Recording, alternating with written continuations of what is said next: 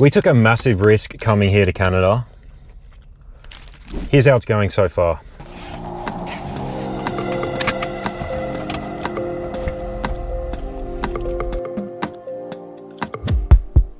All right, we've got to make a quick stop here at Canada's favorite fast food chain. I don't know if I'd even call it fast food. It's basically a coffee shop. And if you're from Canada or if you've ever been to Canada, you know what I'm talking about. It's Tim Hortons. How do I get in there?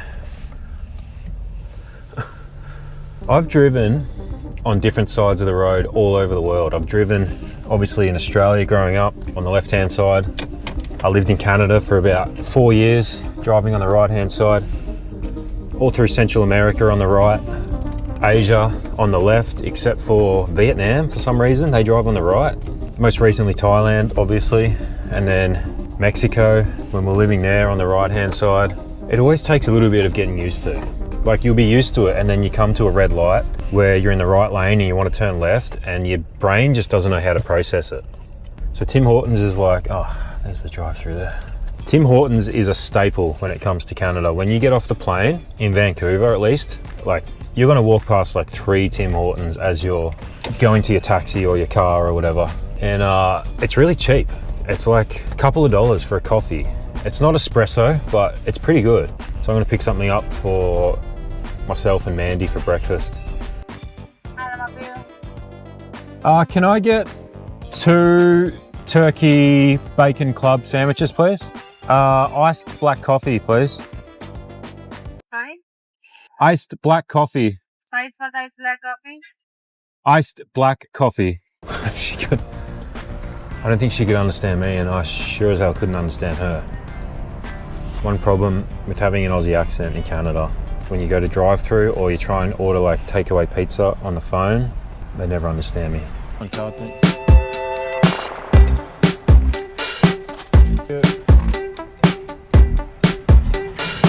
Timbits, which if you've been to Canada or been to Tim Hortons, you know what they are. They're awesome. 23 bucks. That's pretty good. We have just arrived in Doha. We have a 2-hour layover here. Bear is transiting with us at the moment. This has been, to say the least, traveling with a baby and a dog internationally. All up, we probably have about 50 hours of travel. Not easy.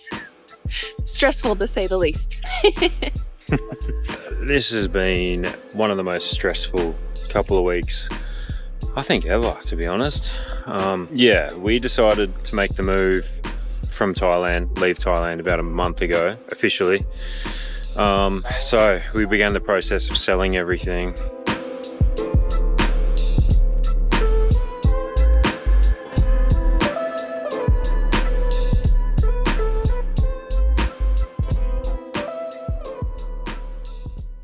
So when I say we took a risk by coming here, what I'm talking about is, I mean, Mandy and I have built a really stable income over the last 3.5 years. We left Australia with not much income, to be honest. We were working online, but it was pretty sporadic. We were freelancing basically, building e-commerce businesses for people, doing digital marketing, graphic design, social media management, that sort of stuff. But we didn't have a consistent monthly income. It was, some months were good, some months were bad. And once we started our YouTube channel, that's when we started seeing a real consistent income, especially after the first 6 months. Once we started getting paid by YouTube and turned it into an actual business, it's been consistent for the last 3 years. But having said that, it's easy to work online and live in a place like Bali or Mexico or Thailand, because the cost of living is so cheap that if anything goes wrong, you know, your cost of living is only a couple $1,000s per month, especially if you want to cut costs and shop at the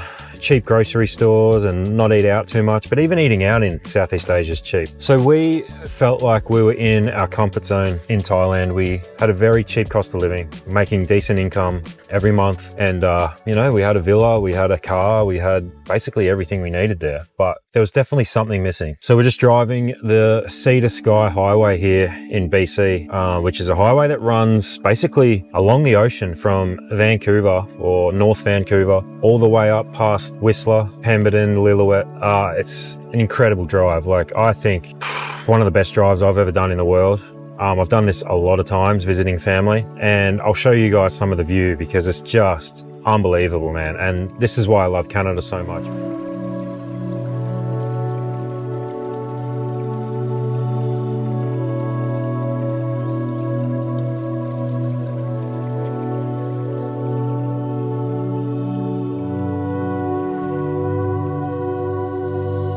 Okay guys, real quickly, if you've been following this channel for a while, you would have heard me talk about Olifi eSIMs before, and that's because we've been using Olifi for almost 4 years now, since the day we left Australia, to stay connected. And I could share with you all of their amazing features that they have, but one thing I wanted to share with you guys is just how easy it is to purchase and set up an Olifi eSIM in under 2 minutes. So I'm gonna do this live on my phone right now. So the first thing you're gonna wanna do is jump over to the Olifi website and pick which country or region eSIM you want, how much data and how many days you want. So I'm gonna go 30 days unlimited in North America.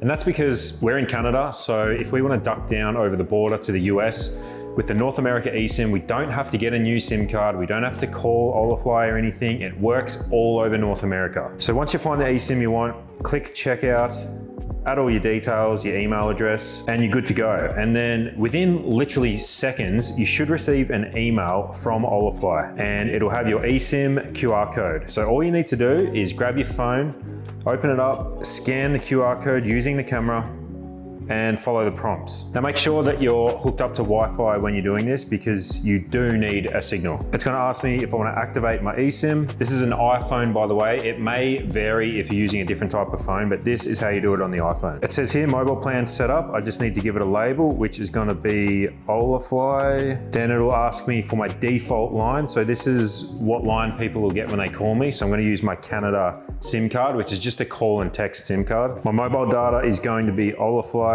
And then all I have to do here is go into the Olifi eSIM and make sure I click data roaming and turn that on. And literally my phone is already working. It's already connected to Olifi. So literally it's that simple. It took less than a minute to do that. So if you're interested in using Olifi eSIMs, check out the link below and don't forget to use code Lloyd and Mandy for 5% off at checkout. So if anybody's been thinking about coming this way, do it. It's amazing, but it's not cheap here, that's for sure. Timbits. It's basically just a little ball of donut. So good though. So even though we had all the comforts and you know, cheap cost of living and everything in Thailand, one thing we didn't have that you can't really put a price on is community. We didn't really have like a group of friends. Obviously we didn't have family there. And being an expat in Thailand, I guess you always feel a little bit like an outsider. And that's because, I mean, unless you speak the language, like you never really can socialize with the locals that much, I suppose. And there's not that many people our age from our part of the world that we felt like we could really bond with and hang out with and socialize with. And to be honest, even if there was, it's kind of hard to meet them, like, because when you got a kid, you know, you pretty much, it's a full-time job, and especially when you're working on other stuff as well. Like, when are you going to meet other families and parents? Like, Lila's obviously too young to go to school, so we're not going to meet any families there. I mean, I guess you could do like Facebook group meetups and stuff, but that was one of the main things that was missing. And I guess we kind of felt like when we were there, even though we really enjoyed it, we would never take it back. Like, it just felt like it was a stop off. It didn't really feel like we were at home, whereas it does here way more. And that's probably because we've got family around and friends, but it also just feels like we're a part of the community, if that makes sense.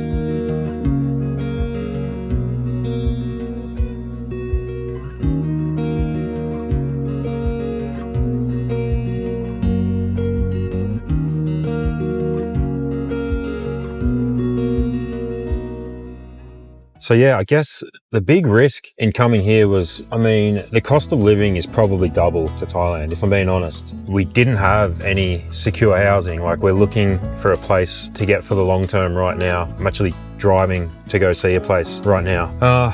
We didn't have a car, you know, visas, getting Bear in here, bringing Lila here, seeing how she'll adapt to the climate and the time change and the new environment. And you know, if our business can sustain us living in probably one of the most expensive parts of the world. But having said that, yes, it's a lot of risk, but I think it's worth it, and it feels like the right decision. Like, we just feel way more at peace and way more at home here than I think we ever did in Thailand. I mean, there was a period in Thailand where it felt really calm and peaceful, and we were quite content. Like when Mandy was pregnant, and we kind of got to chill out and just be at home and have a good hospital healthcare system. But I don't know, like I said, something was a bit off, something was a bit missing.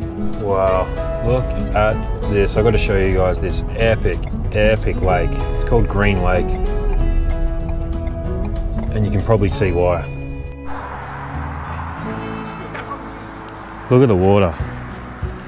I'm not sure if the camera does it justice, but incredible.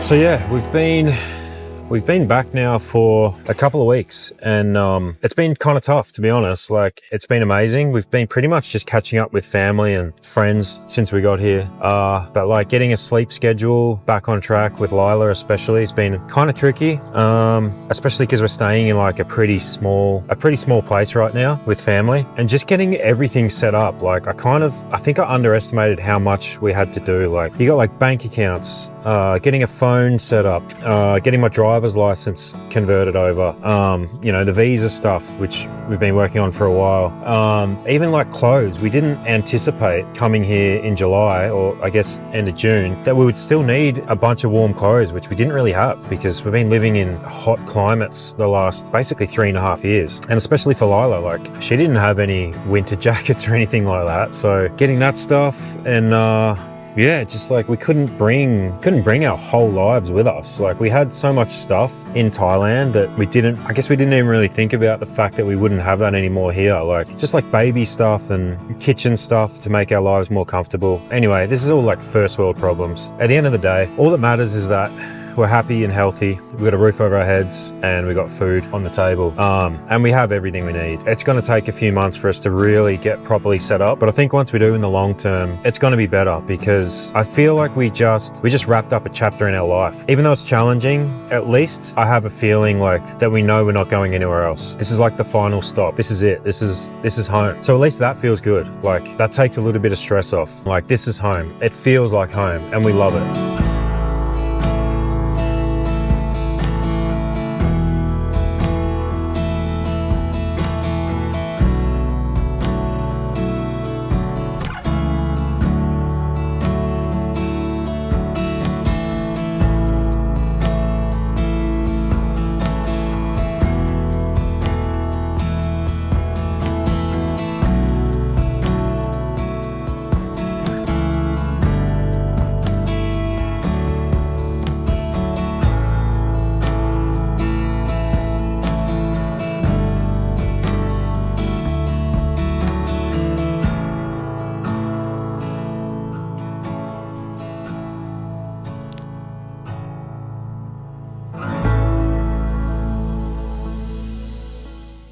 So one of the biggest what ifs about moving here has been, can we keep creating content? You know, we're not somewhere exotic like Southeast Asia, and Southeast Asia is great for being a YouTuber or a content creator because everybody is interested in watching content about those places. But if I'm being honest, content creation's given us so much. It's given us the lifestyle that we've been able to live over the last 3 or 4 years. But I just think it's time for us to start making life decisions that's best for our family, not necessarily just best for content creation, if that makes sense. Like, this is where we want to live, this is where we're going to be, we'll make the content creation work. And I actually feel like since coming here, we've had a couple of weeks of like downtime, not really filming anything, not making content. I feel a bit invigorated, like I've got a bit of a burst of energy now, because I'm seeing this country from a whole different lens. Like, this is now our home, and I want to share it with other people how amazing it is, because I think it gets a bad rap. Like, I definitely think people, when they think of Canada, they think of, like, I mean, not to get political or whatever, but like Justin Trudeau, you know, the truckers and everything that happened during COVID, and, you know, the cost of living. It's obviously a big drug problem in the big cities, but if you can look past all of that and just like live in the present while you're here, it's such a beautiful country. And I don't know, I think we're gonna have fun sharing that with you guys. Like, there's so many places to go and see. We haven't even been over to the East Coast before, so we're gonna try and do some of that stuff. And then I feel like I'm coming back to my roots. Like, me and Mandy met in a ski town in Canada 10 years ago. I've always been obsessed with the mountains and snowboarding and skiing and that sort of stuff, sledding. So I want to get back to that. Like, I feel like my, it sounds corny, but my inner child has always wanted me to come back and do this, and to be able to do it with my own child is a pretty special feeling. Like, we're going to be getting her on skis next year.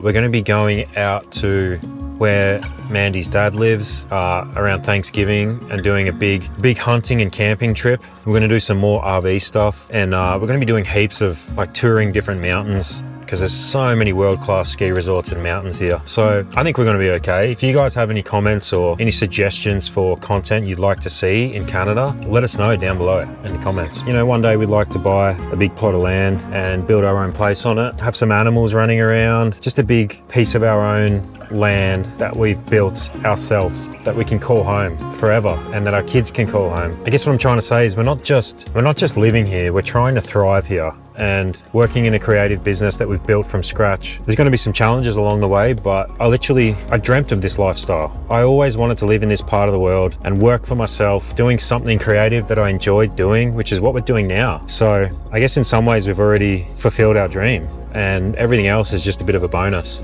But so if you're watching this and you're about to move to a new place or upend your life and make a big life decision, but you're worried because it's risky, we get it. Trust me, we get it. Like, it's tough, but I can honestly say, like, all of the best things that have ever happened to me in my life has come on the other side of risk. And I think if you can build up your risk tolerance to a level where you just have faith that things are going to work out. You can't just have faith though, you have to obviously keep working towards your goals and putting things in motion, but you have to have that faith that things are just going to work out. If you can do that, you can live an amazing life, in my opinion.